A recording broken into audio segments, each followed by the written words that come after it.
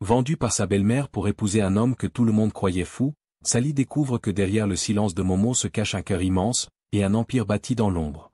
De la peur à la liberté, Sally transforme sa douleur en force, repousse la trahison de Lalia et s'envole vers une vie où plus personne ne pourra jamais l'acheter. La promesse brisée.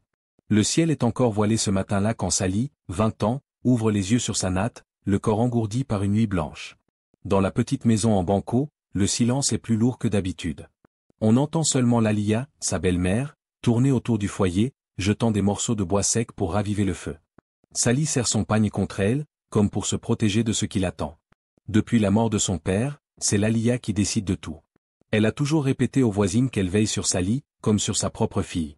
Mais dans la cour, chacun sait qu'elle ne garde la jeune femme que pour sa beauté et son innocence, deux choses qui peuvent rapporter gros quand le moment sera venu. Ce matin-là, la vieille voisine, Mame Diarra, s'est invitée à boire du café. Elle regarde Sally de haut en bas et murmure à Lalia. Cette enfant est prête. Il faut vite trouver un bon mari avant qu'elle ne cause des problèmes. Lalia esquisse un faux sourire. Son plan est déjà ficelé depuis longtemps. Un marchand du village voisin lui a promis une grosse somme pour placer Sally auprès d'un homme solitaire, que personne ne connaît vraiment. On dit qu'il est simple d'esprit, qu'il reste enfermé dans une vieille maison, loin du marché et de la mosquée. Tout ce que Lalia retient, c'est la dot, 5 sacs de riz, un bœuf gras, des bijoux en or et de l'argent liquide. Sally, assise dans un coin de la cour, entend leur chuchotement. Son cœur cogne. « Maman Lalia, c'est vrai que vous avez trouvé un fiancé ?» ose-t-elle demander, la voix tremblante. Lalia s'approche, saisit le menton de Sally entre ses doigts durs. « Oui. Et tu n'as pas ton mot à dire. Ton père m'a laissé avec des dettes, tu es la seule chose de valeur qui reste ici. » Sally baisse les yeux. Les larmes montent mais elle les ravale. Elle se souvient encore de la promesse de son père, sur son lit de mort, « Ma fille, reste pure et libre, personne ne t'imposera jamais un mariage. » Mais cette promesse a disparu avec lui, engloutie dans la tombe. À la tombée du jour, la maison se remplit d'étrangers venus finaliser l'accord. Des voix d'hommes résonnent, les billets changent de main, et Sally aperçoit pour la première fois l'ombre de celui qu'elle doit épouser. Un grand jeune homme, le regard perdu, la tête baissée, que tout le monde appelle Momo. Les voisines observent la scène, mi-curieuses mi-inquiètes. Lalia parade au milieu d'elles, vantant le sacrifice qu'elle fait pour sauver l'honneur de la famille. Personne n'ose la contredire, mais chacun sent au fond de lui que quelque chose cloche. Dans la chambre de terre battue, Sally reste assise, le visage entre ses paumes, priant pour que la nuit dure éternellement. Mais elle sait que demain, la promesse brisée se transformera en une chaîne qu'elle devra porter seule. Dans l'ombre, personne ne devine encore que derrière le silence de Momo, un secret bien plus grand sommeil. Le mariage imposé. Le soleil du matin perce à peine le voile de brume quand Sally, assise devant une bassine d'eau, laisse glisser ses larmes dans l'eau savonneuse. Sa belle-mère Lalia pousse la porte de la petite chambre sans frapper. Elle tient dans ses bras un grand boubou brodé, trop lourd pour une jeune fille qui rêve encore d'amour simple. « Essuie-moi ces larmes. On ne veut pas d'une mariée aux yeux gonflés. » Sally obéit. Ses mains tremblent, son regard se perd entre le tissu et le sol de terre battue. Dans la cour, les femmes du village s'activent à piler le mil, à installer la natte où on posera les cadeaux de la dot. Des sacs de riz, des paniers de fruits, une caisse de cola, des tissus chatoyants. Tout brille sauf le cœur de Sally. Les voisines murmurent. « Tu as vu le marié ? Il paraît qu'il ne parle pas. Certains disent qu'il rit tout seul, qu'il écrit des choses bizarres sur les murs. » Les plus vieilles hochent la tête. Dans leurs yeux, une lueur de pitié. Mais aucune n'ose se dresser contre Lalia. Au fond de la maison, Momo arrive entouré de 2 hommes en boubou blanc. Sa démarche est lente, son regard fixe un point au sol. Ses lèvres remuent sans un mot audible. Les enfants du quartier, curieux, le suivent en riant, lançant des cailloux sur son chemin avant que les adultes ne les chassent. Quand Sally sort, le voile couvrant ses cheveux, elle croise pour la première fois le regard de Momo. Juste une seconde. Dans ce regard, elle ne voit ni folie ni menace, juste un gouffre sans fond, comme un cri étouffé. Elle détourne vite les yeux. Lalia la pousse vers l'imam déjà prêt à sceller l'union. « Sally, tu jures d'obéir à ton mari ?» demande la voix grave du vieil imam. Elle hoche la tête, muette. Son cœur bat si fort qu'elle n'entend presque pas la prière récitée pour unir 2 âmes. Autour d'eux, les tam-tams résonnent, les femmes youyoutent. Les pièces d'argent tombent dans les plateaux, symbole d'un contrat conclu. Lalia, assise à côté du coffre de dot, compte mentalement chaque billet, déjà pressée de dépenser ce qui a sauvé son honneur. Le soir, Sally est assise seule sur la natte tressée, entourée de cadeaux inutiles, des bassines, de la vaisselle neuve, quelques colliers dorés. Momo est assis dans un coin de la pièce, la tête baissée, griffonnant sur un petit carnet jauni qu'il garde contre sa poitrine. Aucun mot n'est échangé. Sally sent une goutte de sueur couler entre ses omoplates. Sa gorge est serrée. Elle pense à son père, à sa promesse envolée. Dehors, les femmes chantent encore pour célébrer le mariage, mais à l'intérieur, deux étrangers partagent désormais la même ombre. Dans un coin, Lalia sourit, satisfaite. Elle ne sait pas qu'à cet instant précis, Momo, l'homme qu'elle appelle fou, dessine sur son carnet un plan qu'il garde secret depuis des années. La promesse de protéger la seule personne qui ne l'a jamais jugé. La première nuit. La nuit est tombée sur le petit village. Le vent chaud fait claquer les volets de la petite maison reculée où Sally est désormais installée. Les chants des femmes se sont tus, le silence est si lourd qu'elle entend son propre cœur cogner contre ses côtes. Sally est assise sur le rebord du petit lit en bois. Le matelas est fin, recouvert d'un drap brodé que Lalia lui a donné comme seul trousseau. Dans un coin de la pièce, une lampe tempête vacille, projetant l'ombre de Momo sur le mur. Il est là, assis à même le sol, le dos appuyé contre le mur de banco, son carnet posé sur ses genoux. Il gratte le papier, inlassablement, des symboles, des mots, peut-être des secrets. Sally l'observe à la dérobée. Elle ne comprend pas cet homme. On l'a dit fou, mais dans son regard, elle n'a vu ni violence ni perte de contrôle. Plutôt une absence, un vide immense qu'elle ne sait pas nommer. Elle se racle la gorge. « Momo, tu veux que je t'apporte de l'eau ?» Pas de réponse. Momo relève un instant la tête, ses yeux croisent les siens, puis il retourne à ses gribouillages. Sally sent une larme brûler le coin de son œil. Elle l'essuie du revers de la main. Elle se sent plus seule encore qu'avant, et pourtant un pressentiment étrange la retient de fuir. Comme si derrière ce silence, quelque chose veillait sur elle. Dans un panier en osier, Sally retrouve un petit reste de riz qu'elle avait préparé plus tôt. Elle s'approche timidement et pose le bol près de Momo. Il ne bouge pas. Alors, d'un geste hésitant, elle effleure son bras. Là, Momo tressaille, lève brusquement la tête et ferme son carnet d'un coup sec. Leurs regards se croisent plus longtemps cette fois. « Mange » murmure-t-elle. « C'est tout ce que j'ai. » Momo pose sa main sur le bol, la fait glisser vers lui, sans un mot. Puis il arrache un morceau de pain et le tend vers Sally. Un partage silencieux, fragile, comme un pacte muet. Sally s'assoit près de lui, dos contre le mur. Pendant qu'il mâche lentement, elle observe les dessins sur le carnet entrouvert. Des croquis de maisons, de grands bâtiments, des visages qu'elle ne connaît pas. Au milieu, un nom est entouré plusieurs fois, Sally. Son cœur se serre. Depuis combien de temps écrit-il ce nom? Pourquoi? Elle voudrait poser des questions, mais sa voix reste bloquée. La lampe faiblit encore, la flamme lutte contre la brise qui passe sous la porte. Dans cette obscurité, la peur de Sally se mêle à une douceur nouvelle. Elle ne sait pas qu'au même moment, Lalia, de l'autre côté du village, compte déjà les billets de la dot et imagine toutes les richesses qu'elle pourra encore soutirer de ce mariage. Sally ferme les yeux. Pour la première fois depuis des semaines, elle sent un fil ténu de confiance. Elle ne sait pas pourquoi. Peut-être parce que ce « fou » est le seul à ne pas l'avoir touchée sans son consentement, le seul à la regarder comme une promesse, pas comme une marchandise. Quand elle rouvre les yeux, Momo la fixe encore, une larme au coin de ses cils, qu'il essuie discrètement du dos de sa main sale. Et dans un souffle, avant de s'endormir, Sally murmure pour elle-même. Peut-être que Dieu ne m'a pas complètement oublié. Dans le silence de la nuit, entre une jeune femme prisonnière et un homme en exil dans sa propre tête, une alliance invisible se tisse, plus solide que la dot que Lalia a vendue. Les jalousies de Lalia. Quelques semaines se sont écoulées depuis le mariage. Chaque matin, Sally balaie la petite cour de terre battue, ramasse les feuilles sèches tombées du vieux manguier. Dans cette maison isolée au bout du village, elle a trouvé un semblant de paix, loin du venin quotidien de Lalia. Momo, quant à lui, passe ses journées à dessiner, à écrire dans ses carnets qu'il cache sous le lit ou derrière des briques branlantes du mur de banco. Il ne parle toujours pas, mais ses gestes disent plus que 1000 mots. Il lui laisse parfois des petites fleurs cueillies sur le pas de la porte. Un jour, il a tracé le prénom Sally au charbon sur la paume de sa main, comme une promesse qu'il ne sait pas prononcer. Mais ce petit refuge attire bientôt le serpent qu'ils avaient cru laisser derrière, Lalia. Elle débarque un matin, sans prévenir, sa grande écharpe colorée flottant derrière elle.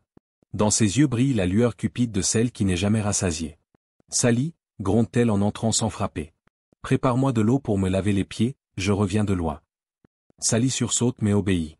Elle devine déjà que sa belle-mère n'est pas venue pour un simple salut. Pendant qu'elle fait chauffer l'eau, Lalia scrute chaque recoin de la petite case, ses yeux fouinent, flairent, cherchent le moindre indice de richesse cachée. Momo, assis sur son tabouret, fixe le sol. Il ne lève même pas les yeux. Mais son poing se crispe autour de son carnet. Lalia s'en aperçoit. « Toi, crache-t-elle, moqueuse. Tu fais toujours tes gribouillages ?» Pendant que je marche des kilomètres pour subvenir aux besoins de cette idiote? Sally serre les dents, les mains tremblantes au-dessus de la marmite d'eau chaude. Elle voudrait crier, défendre Momo. Mais la voix lui manque. Lalia s'approche d'elle, pose ses doigts rêches sur sa joue. Ma fille?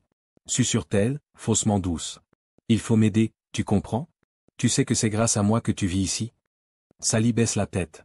Elle sait déjà ce qui va suivre. Lalia sort une enveloppe de son pagne, la balance sur la table. Des factures, des dettes inventées, des histoires de sorcières à payer pour protéger votre foyer. Tout est bon pour soutirer de l'argent. Mais Sally n'a rien. Et Momo, ce fou, semble plus pauvre qu'un chien errant du moins, c'est ce que Lalia croit. À ce moment-là, Sally remarque que Momo a disparu dans l'arrière-cour. Quelques minutes plus tard, il revient avec une boîte en métal cabossée. Sans dire un mot, il la pose sur la table devant Lalia. À l'intérieur, des billets soigneusement pliés, des petites coupures qu'il avait cachées, loin des yeux du village. Lalia ouvre de grands yeux. Son sourire vorace revient aussitôt. Ah! S'exclame-t-elle. Je savais que tu cachais quelque chose. Mon gendre n'est pas si inutile finalement. Sally sent la honte et la colère lui brûler le ventre. Momo, lui, ne montre aucune émotion. Il pose simplement sa main sur celle de Sally, comme pour lui dire, je le fais pour toi. Mais dans les yeux de Lalia, une nouvelle lueur est née, la jalousie. Elle comprend que ce fou, qu'elle croyait pouvoir manipuler a de l'argent. Peut-être même beaucoup plus qu'elle ne l'imagine. Avant de partir, Lalia se tourne vers sa belle-fille, un sourire acide au coin des lèvres. N'oublie pas qui t'a nourri, Sally. Sans moi, tu serais encore sous un arbre, à mendier. Quand elle disparaît derrière le vieux manguier, Sally laisse échapper un sanglot, la tête posée sur l'épaule de Momo. Il ne dit rien, comme toujours. Mais ce soir-là, elle le voit ouvrir une trappe sous le lit et y cacher une autre boîte, bien plus pleine encore. Elle comprend alors qu'il n'est peut-être pas celui qu'on lui a décrit. La vérité éclate. Le soleil tape fort ce jour-là sur les toits de tôle rouillés du village.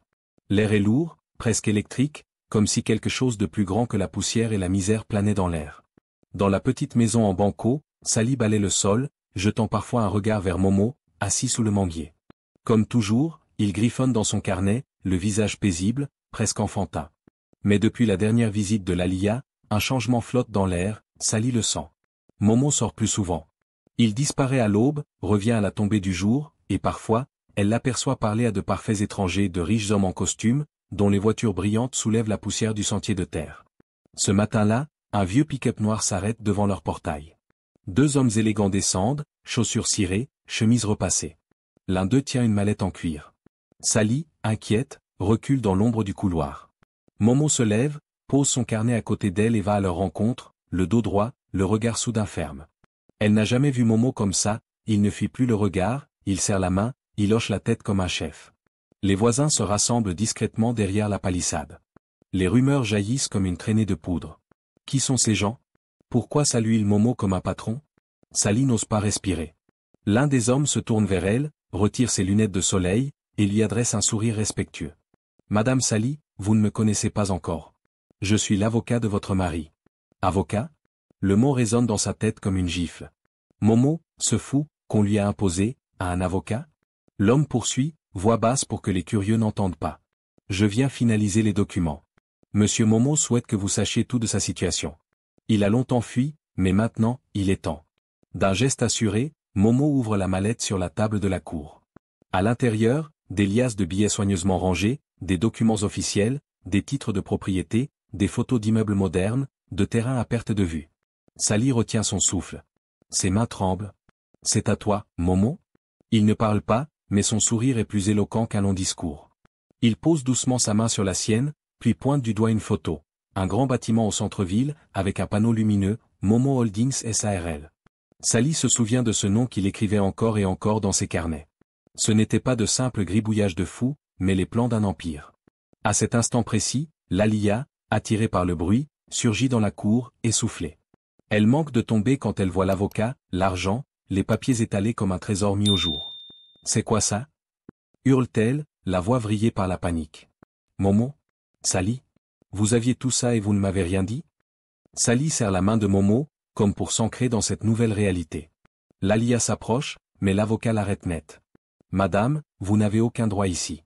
Cet argent, c'est bien, tout appartient à monsieur Momo et à sa seule épouse, madame Sally. Les voisins, massés derrière la palissade, retiennent leur souffle. Lalia, elle, chancelle, son visage se tord entre rage et terreur. Elle comprend qu'elle a vendu sa belle-fille à un homme bien plus riche qu'elle ne pourra jamais l'être, qu'elle a creusé sa propre fosse par avidité. Momo se tourne enfin vers Sally. Il sort un bijou d'une petite boîte, un collier en or fin, gravé du mot Sally. Il le dépose dans sa main, les yeux humides. Pour la première fois, il murmure quelques mots, la voix rauque. À toi. Tout à toi. Sally éclate en larmes, le collier serré contre sa poitrine. Derrière elle, Lalia recule, frappée par la vérité. La gamine qu'elle a vendue au plus offrant tient désormais entre ses mains la clé d'une fortune qu'elle-même n'aura jamais. La trahison de trop. Depuis la révélation de la vérité, le village entier ne parle que de ça. Momo, le fou, est en réalité un homme d'affaires riche et respecté. Et Sally, la pauvre jeune femme vendue par sa belle-mère, est devenue la clé de son monde. Dans chaque coin d'ombre, on chuchote, on envie, on invente des histoires. Lalia, elle, ne dort plus. Ses nuits sont hantées par les billets qu'elle aurait pu avoir, par la fortune qui lui a échappé sous le nez. Chaque matin, elle tourne autour de la maison de Sally comme une hyène affamée, espérant soutirer quelque chose. Mais la porte reste close. Un après-midi brûlant, Lalia ose frapper. Sally, enceinte de quelques mois, lui ouvre, le visage fatigué mais digne. Momo est absent, parti en ville régler des affaires. Lalia force un sourire mielleux. Ma fille, laisse-moi entrer. J'ai marché sous le soleil. Sally hésite. Son ventre arrondi sous le boubou la rend plus prudente. Mais la voix de son cœur, trop tendre, cède encore. Lalia entre, balaie la petite maison des yeux, avide de chaque détail, le nouveau mobilier, la vaisselle, les tissus colorés. Elle s'assied sans invitation.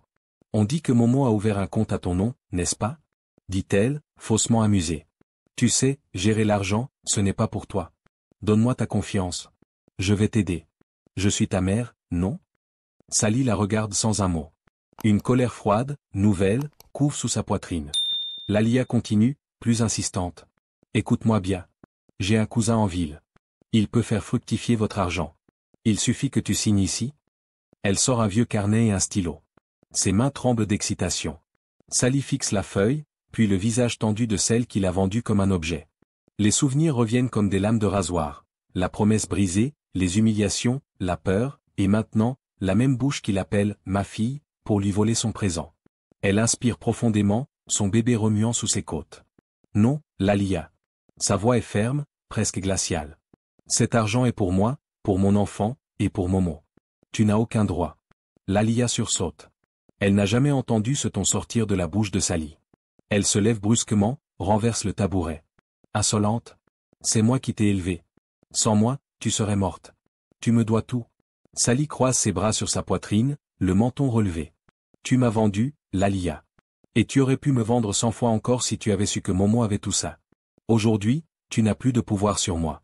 Lalia hurle, cherche à gifler Sally, mais la jeune femme recule, attrape la porte et l'ouvre d'un coup. Sur le seuil, Momo vient d'apparaître, silencieux comme une ombre. Derrière lui, l'avocat est là aussi. Lalia blêmit.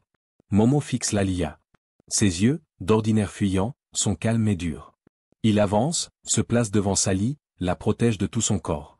Et, pour la première fois devant tout le village rassemblé par le bruit, sa voix retentit grave, cassée, mais forte.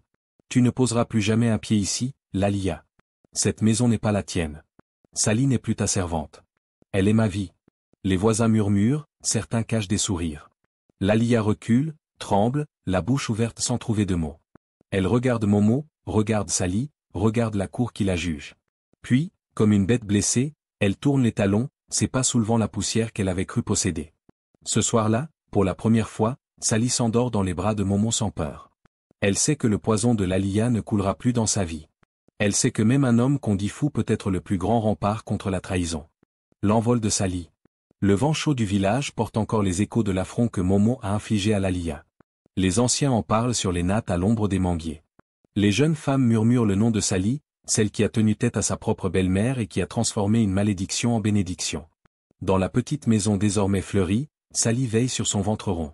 Elle range chaque billet de banque dans un coffret qu'elle a lui-même choisi, loin des regards. Elle sait, maintenant, que l'argent n'est plus une promesse de chaîne mais une clé pour bâtir quelque chose. Momo, assis à côté d'elle, griffonne moins. Il parle plus. Des mots simples, parfois brisés, mais toujours pour elle. Un matin, Momo l'emmène en ville. Il monte à l'arrière d'un 4x4 noir qu'elle n'avait vu que dans les films. Les rues poussiéreuses du village s'éloignent. Sally, la tête collée contre la vitre, regarde défiler la brousse, les champs de mil, les marchés grouillants qu'elle connaissait par cœur. Elle sent au fond d'elle qu'un cycle se ferme. La ville l'étourdit d'abord, les klaxons, les immeubles, les vitrines brillantes. Momo la guide jusqu'à un petit bâtiment blanc, propre, où un grand panneau affiche « Boutique Sally tissu et artisanat ». Elle reste figée devant les lettres, ses mains posées sur son ventre. « C'est pour toi », murmure Momo. « Pour toi » et il effleure son ventre lui. Ils visitent la boutique ensemble, les étagères neuves, les tissus colorés soigneusement empilés, les machines à coudre brillantes. Un jeune gérant la salue avec respect. C'est à elle, tout est à elle.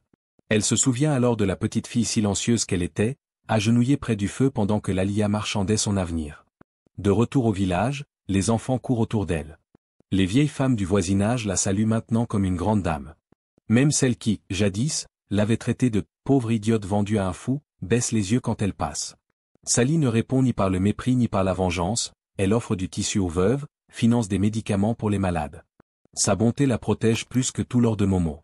Un soir, Momo l'emmène sur la colline au-dessus du village. Là où souffle toujours le vent sec et parfumé des fleurs sauvages. Il pose une natte pour elle, s'assoit près d'elle. Dans le ciel, des milliers d'étoiles veillent sur eux. Momo sort son carnet, le tout premier, celui qu'il gribouillait le jour de leur première nuit. Dedans, des dizaines de pages couvertes d'un seul mot, Sally. Il lui tend le carnet. C'était toujours toi. Sally ne retient plus ses larmes. Elle comprend que dans le silence de cet homme, un amour immense battait depuis toujours. Qu'elle n'a jamais été achetée, mais sauvée. Dans l'ombre du village, Lalia, ruinée, rôde parfois encore près de la maison. Mais la grande porte reste fermée. Et Sally, entourée de ses enfants à venir et de l'homme qu'elle a appris à aimer au-delà des apparences, ne lui ouvre plus jamais. Elle sait qu'elle est désormais libre. Et qu'au fond du cœur de celui qu'on appelait « fou », sommeillait le plus grand des royaumes. Le retour au village. Les années ont passé. Le village a changé de visage, un peu comme Sally, dont les foulards colorés flottent désormais dans les allées de sa grande boutique en ville. La jeune fille silencieuse est devenue une femme rayonnante, mère de 2 enfants aux yeux sombres et rieurs comme leur père. Momo, lui, n'est plus tout à fait l'homme étiqueté « fou » par les ignorants. Il ne se cache plus derrière ses carnets. Dans les réunions de ses entreprises, il parle peu mais quand il le fait, ses mots frappent comme le tonnerre. Ceux qui jadis l'évitaient viennent maintenant lui serrer la main avec des sourires embarrassés. Et Lalia ? On murmure qu'elle vit dans une petite case au bout du village, seule, minée par les dettes qu'elle a contractées à force de courir après un argent qu'elle ne possédait pas. Parfois, elle croise Sally au marché, mais elle baisse les yeux, honteuse. Ce matin-là, après des années d'absence, Sally revient dans la cour de la vieille maison en banco. La terre est fissurée, le grand manguier ne donne presque plus de fruits. Elle est accompagnée de ses 2 enfants qui rient en courant après des poules effrayées. Lalia, assise sur un vieux tabouret, lève la tête en entendant leurs pas. Ses joues creuses, ses yeux autrefois brillants de cupidité, semblent vides, creusés par le remords et la solitude. Elle essaie un sourire tremblant. « Sally, ma fille, tu es revenue ?» Sally ne répond pas tout de suite. Elle regarde autour d'elle, effleure le vieux mur de banco du bout des doigts. Ici, elle avait connu la peur, la honte, l'humiliation. Mais aujourd'hui, ce lieu n'a plus aucun pouvoir sur elle. Ses enfants courent vers Lalia, ignorant la rancune des adultes. La vieille femme tend la main vers eux, mais Sally s'interpose, doucement, sans brutalité. « Je ne suis pas venu pour te juger, Lalia. » Sa voix est douce mais ferme. « Je suis venu pour fermer ce livre. » Lalia baisse les yeux. Les larmes coulent sur ses joues parcheminées. Elle tente d'attraper la main de Sally mais celle-ci recule. Pas par cruauté, mais parce que certaines blessures ne peuvent plus être rachetées par des mots tardifs. Sally se penche vers ses enfants, leur chuchote. « On y va maintenant. » Avant de tourner les talons, elle pose quelque chose sur le vieux tabouret, un petit panier de nourriture, du savon neuf, et un billet plié soigneusement. Un dernier acte de bonté pas pour effacer le passé, mais pour ne pas l'alourdir davantage. Quand elle s'éloigne, Lalia la regarde s'en aller, les enfants sautillant autour d'elle, Momo qui l'attend plus loin, le regard protecteur. Lalia comprend qu'elle a tout perdu, l'argent, le pouvoir, mais surtout la seule famille qui aurait pu rester à ses côtés. Dans l'ombre du vieux manguier, Sally inspire profondément. Elle se sent légère, comme libérée d'un manteau de honte cousu sur ses épaules depuis trop longtemps. Elle sait que désormais, le seul héritage qu'elle laissera à ses enfants ne sera ni la peur ni la cupidité, mais la force de rester debout même quand tout semble perdu. Et pendant que le vent du village balaie les dernières poussières du passé, Momo prend la main de Sally, pose un baiser sur son front, et murmure à sa manière, libre. Merci d'avoir écouté cette histoire. Si elle a touché quelque chose en vous, si elle a réveillé un souvenir, une émotion, ou simplement un peu d'espoir. Abonnez-vous. Pas seulement pour une vidéo de plus, mais pour continuer ensemble ce voyage à travers des récits oubliés, des vérités humaines, et des silences qui parlent plus fort que les mots. Votre écoute donne vie à ces histoires. Merci d'en faire partie.